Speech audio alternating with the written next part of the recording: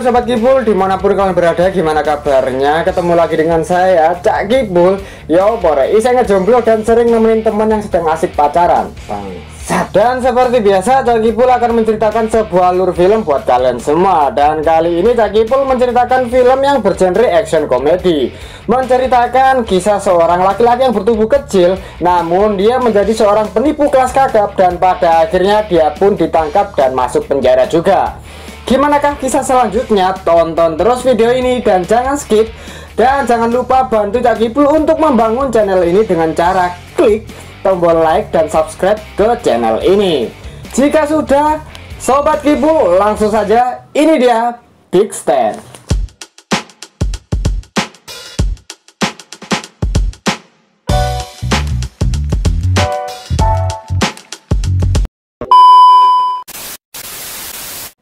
Di awal film kita diperlihatkan seseorang pria yang bernama Stanley Milton yang sedang bekerja sebagai seorang konsultan, dan tentunya dialah orang yang menjadi penipu kelas kakap itu, yang sudah jelas selalu atau sering menipu para customernya yang ingin berkonsultan kepada dirinya. Gak lama kemudian polisi pun datang untuk menangkap Stanley Milton dan dibawanya ke pengadilan. Saat persidangan dimulai, kali ini Stan pun kalah dan dinyatakan bersalah oleh hakim penuntut. Setelah itu kemudian kita juga diperlihatkan wanita yang sangat cantik bernama Mindy. Dia adalah istri dari Stanley Milton atau kita panggil Stan. Dan Stan sendiri juga terlihat sedang berdebat dengan pengacaranya karena Stan ingin agar pengacaranya mau menyuap si hakim penuntut agar dia dibebaskan dari semua tuntutannya.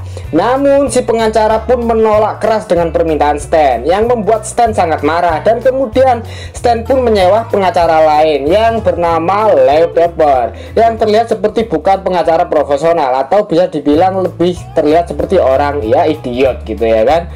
Setelah itu kemudian tiba-tiba hakim pun memutuskan akan memenjara Stanley Milton atau memvonis Stanley selama 3 tahun. Namun berkat pengacara yang agak blow on tadi, akhirnya Stan pun mendapatkan keringanan, yaitu mendapatkan waktu kebebasannya selama 6 bulan sebelum dipenjara nantinya. Kemudian Stan akhirnya pergi ke sebuah bar untuk menenangkan diri. Namun pada saat di bar, Stan bertemu seseorang berbadan besar dan bertato yang pernah masuk ke dalam penjara. Kemudian Stan pun memberikan sejumlah uang untuk kepada orang tersebut agar pria itu mau menceritakan pengalamannya saat ada di dalam penjara. Kemudian pria itu pun menjelaskan bahwa di penjara itu bukan hanya karena mengerikan adanya kekerasan, namun di sana juga banyak terdapat perilaku menyimpang atau homoseksual dan pemerkosaan sesama laki-laki. Mendengar hal itu, akhirnya Stan pun merasa sangat ketakutan. Akhirnya dia memutuskan kembali ke rumah dengan sebuah tangisan, atau dia sedang menangis karena ketakutan.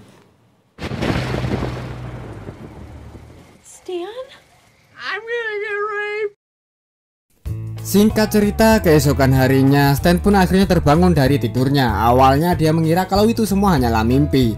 Namun di sini Mindy mengatakan jika Stan akan dipenjara 6 bulan ke depan nantinya. Setelah menyadari kalau itu semua bukanlah mimpi, Stan akhirnya mencari cara atau sebuah solusi agar dia tidak dapat diperkosa nantinya saat ada di dalam penjara.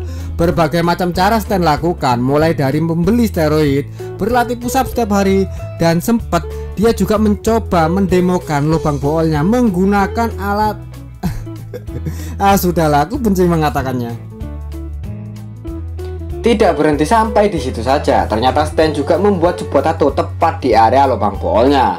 Setelah itu Stan juga memutuskan untuk ikut latihan karate, namun dirinya akhirnya bosan karena hanya berlatih dengan para anak kecil saja. Karena bosan, Stan pun akhirnya membuat ulah atau membuat masalah sehingga dirinya harus diusir dari tempat latihan tersebut oleh Master Chow, dan juga sempat dihajar oleh Master Chow.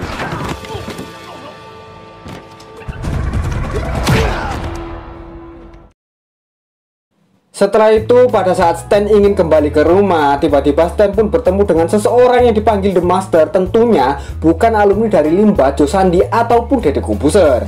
Kemudian The Master pun menunjukkan keahliannya kepada Stan, yang membuat Stan terkejut, dan langsung Stan memutuskan agar The Master menjadi guru bela dirinya. Any questions? Keesokan harinya Stan pun akhirnya memulai hari pertamanya dilatih oleh The Master. Kali ini latihan kekuatan tubuh yang cukup sangat-sangat aneh menurut saya. Mulai dari dipukul menggunakan api dan juga digantung menggunakan jemuran yang sering dipakai oleh ibu saya. Kemudian Stan juga diberi makanan-makanan yang sangat-sangat aneh, mulai dari liver, scorpion, dan juga ular. Mindy sempat protes akan hal itu, namun tidak ada gunanya. Oke, lanjut. Di malam harinya pada saat Mindy tertidur, tiba-tiba Stan pun membangunkannya dan mengatakan hal-hal yang sangat mengerikan sehingga membuat Mindy amat sangat ketakutan. Dan akhirnya Stan pun berkata jujur kalau itu semua hanyalah bohong. Stan bermaksud agar Mindy merasakan apa yang sudah dirasakan oleh Stan selama ini, yaitu ketakutan. Mendengar hal itu, Mindy sangat marah dan akhirnya pergi dari rumah itu. Setelah itu Stan pun pergi ke kamar The Master dan mengatakan kalau Mindy telah pergi dari rumah tersebut. Oke, lanjut, kita singkat ceritanya.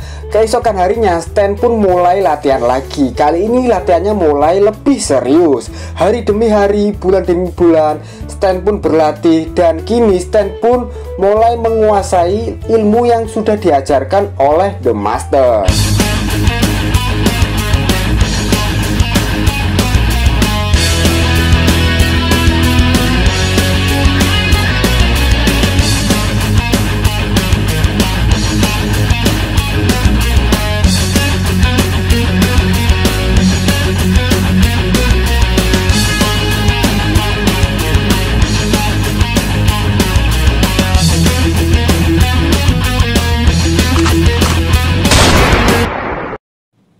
Oke, lanjut. Kemudian di malam hari, Stan, The Master, dan juga Lee Pepper terlihat bersantai di sebuah restoran. Kemudian The Master pun mengatakan kalau Stan adalah murid terbaiknya yang kedua dari The Master. Mendengar hal itu, Stan pun bertanya siapakah murid terbaiknya yang pertama. Namun The Master tidak memberitahunya karena murid terbaiknya yang pertama menyalahgunakan ilmu yang sudah diajarkan oleh The Master. Dan saat itu juga The Master memberi ujian terakhir kepada Stan di malam itu juga. Dan ternyata ujian terakhirnya adalah mengalahkan atau menantang Master Chow yang sudah pernah mengusirnya saat berlatih karate. Setelah berlatih keras dengan The Master, akhirnya Stan pun bisa dengan mudah mengalahkan Master Chow.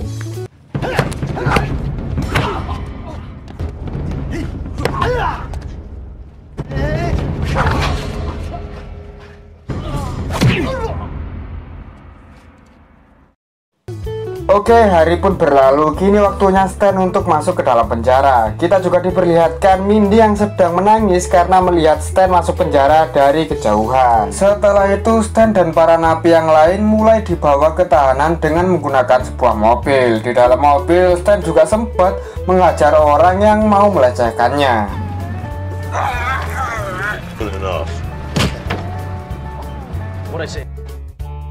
Setelah mereka semua sampai di area penjara, akhirnya mereka pun diperkenalkan dengan kepala sipir yang bernama Francis atau dipanggil sebagai bos. Kemudian bos pun menjelaskan jika di penjara Osborn tidaklah memiliki aturan antara napi, jadi semuanya bebas melakukan apapun termasuk kekerasan, homoseksual, dan perilaku menyimpang lainnya. Kemudian setelah itu pemeriksaan kesehatan pun dimulai. Para penjaga pun akhirnya terkejut sampai teriak karena melihat lubang bool milik Stan yang sudah dihiasi dengan sebuah tato.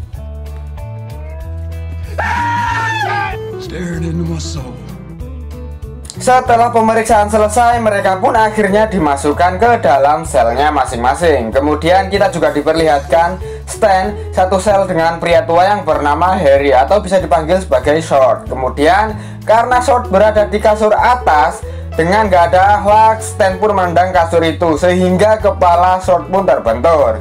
Dan ternyata Short pun mengatakan kalau dirinya sering colai di kasur tersebut. Dan akhirnya Stan pun mengatakan kalau itu adalah kasur milik Short. Setelah itu pada saat di taman, Stan pun bertanya kepada Short siapakah orang terkuat di sana. Short pun menjelaskan satu persatu setiap geng yang ada di sana. Kemudian Stan juga bertanya siapakah predator seks yang ada di sana. Dengan mudah Short menjawab Big Raymond lah orangnya. Mendengar hal itu, Stan pun langsung mendatangi Big Raymond dan menghajarnya. Tak lama kemudian, geng kulit hitam pun datang yang dipimpin oleh Cleon ingin menghajar Stan. Dan akhirnya terjadilah satu lawan banyakan.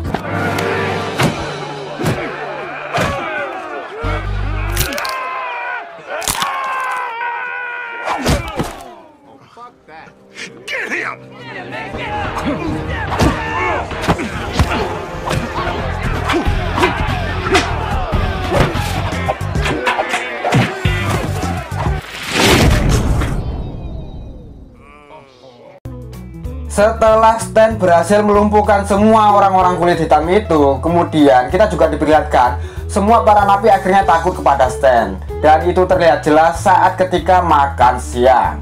Kemudian pada saat kembali ke selnya, tiba-tiba petugas pun memanggil Stan dan membawanya ke ruangan kepala sipir penjara. Terlihat jelas bos memperlakukan Stan dengan sangat istimewa. Dan ternyata bos mengundang ke ruangan karena mempunyai rencana yang sangat licik, yaitu bos ingin mengambil alih tanah penjara untuk kepentingan bisnisnya. Units closer to the lagoon. That'll double the rents. Plus, let me worry about that. Tell me more about them park. Singkat cerita, scene pun berpindah ketika Stan sedang di dalam kamar mandi dan membasuh tubuhnya. Tiba-tiba seseorang yang bernama Peterson pun datang ingin menyerang Stan secara tiba-tiba. Namun serangan itu pun tidak berarti apa-apa bagi Stan. Kemudian Peterson pun dikalahkan dengan sangat amat mudah.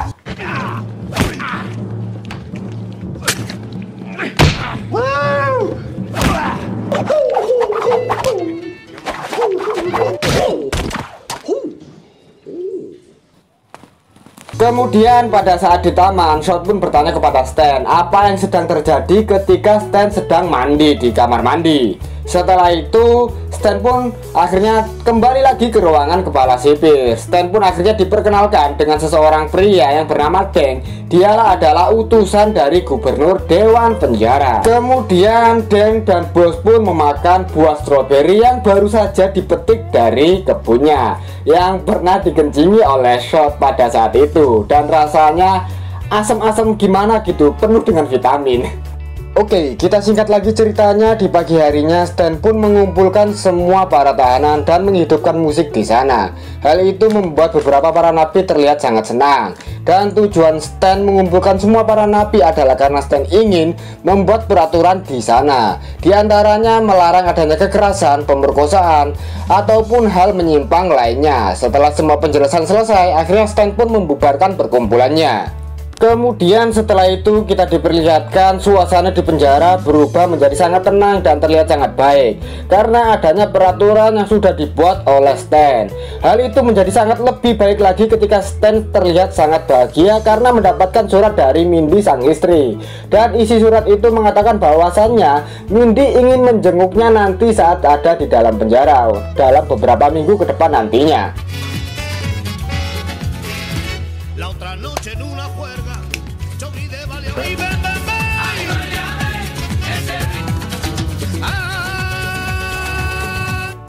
Oke, tiba waktunya akhirnya Mindy pun datang mengunjungi Stan di penjara. Mereka pun langsung melakukan adegan mantap-mantap. Kemudian melihat keadaan damai di lingkungan penjara, bos pun langsung bertanya kepada anak buahnya apa yang sedang terjadi. Dan bos pun tidak suka melihat para napi yang begitu sangat damai karena itu bisa mengacaukan rencananya nanti. Dan bos pun langsung memanggil Stan untuk ke ruangannya. Kemudian bos pun menjelaskan tentang rencananya nanti untuk membuat kekacauan yang sangat besar ketika para dewan gubernur datang berkunjung ke lapas penjara itu, dan akan menembaki semua para napi saat kekacauan besar terjadi nanti. Dengan begitu, para dewan nanti akan menjual penjara itu beserta dengan tanahnya, dan itu bisa menjadi aset bisnis bagi bos. Di sini Stanley Milton pun mulai berpikir, dia sudah menyatukan para tahanan menjadi sangat begitu damai. Namun di sisi lain, Stan memiliki dugaan bahwa The Master telah merebut Mindy darinya, sehingga dirinya pun ingin cepat keluar dari penjara. Kemudian pagi pun telah tiba. Stan pun mulai memecahkan kedamaian dan merubah menjadi kekacauan di area penjara itu. Dan Stan juga mengatakan telah menghapus semua peraturan yang sudah dia buat, sehingga penjara pun kembali menjadi sangat kacau.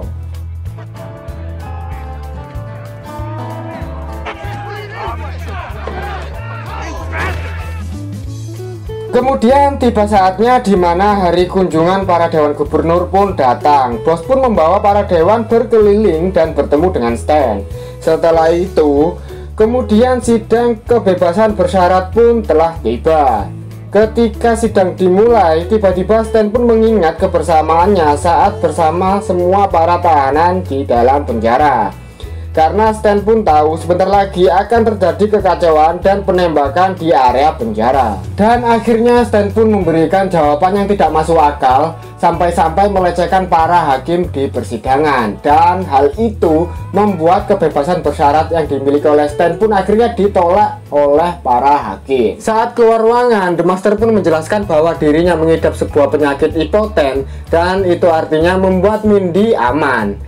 Kemudian setelah itu dengan cepat Stan berlari ke taman untuk mencegah terjadinya kerusuhan. Di sisi lain, para napi diam-diam diberi senjata oleh para petugas penjaga penjara itu. Setelah itu kita juga diperlihatkan Stan dicegat oleh Dang.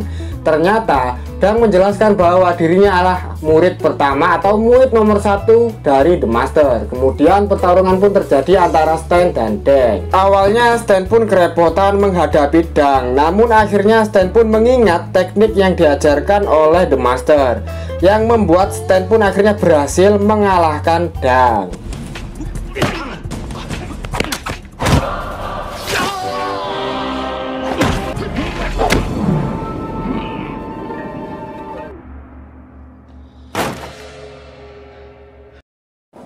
Setelah itu kemudian Stan pun akhirnya datang untuk menghentikan kerusuhan. Namun ternyata di sini Short langsung menghidupkan musik yang membuat semua para tahanan akhirnya berjoget layaknya seperti dancer.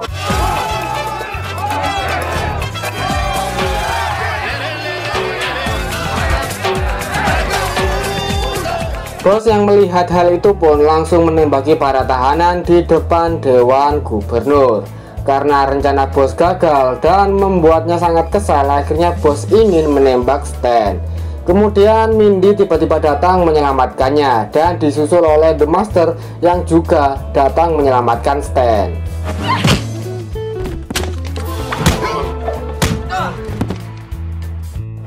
Seperti film pada umumnya, waktu pun berlalu begitu sangat cepat. 3 tahun kemudian terlihat para napi pun akhirnya belajar bela diri. Dan hari itu juga Stan akan keluar dari penjara. Kemudian semua para napi atau tahanan memberikan pelukan salam perpisahan dan juga ucapan terima kasih kepada Stan. Kita juga diperlihatkan Peterson telah membuat sebuah tato di perutnya bergambar Stan untuk mengenang kepergian Stan. Kemudian kita juga diperlihatkan bos sekarang menjadi pasangan homo dari Big Raymond. Pada saat keluar terlihat Mindy dan juga The Master telah menjemput Stan. Dan juga ternyata di sini Stan sudah memiliki gadis kecil yang berada di dalam mobil tersebut. Kemudian film pun berakhir.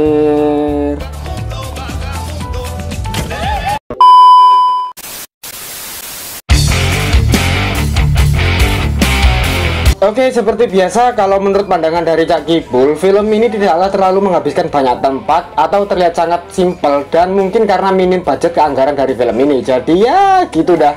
Tapi kalau dilihat dari cerita filmnya ya lumayan menarik, apalagi cerita filmnya dilengkapi dengan sebuah komedi, jadi cukup mengocok perut kita. Dan pesan yang bisa kita ambil dari film ini adalah jangan menyerah untuk menghadapi semua masalah yang harus kamu hadapi, walaupun dengan keterbatasan yang kamu miliki. Karena setiap masalah pasti memiliki sebuah jalan keluar. Aduh, tumben kok bener. Aduh, saya Cak Kibul, jangan lupa like dan subscribe ke channel ini. Dan sampai jumpa di video selanjutnya. Bye.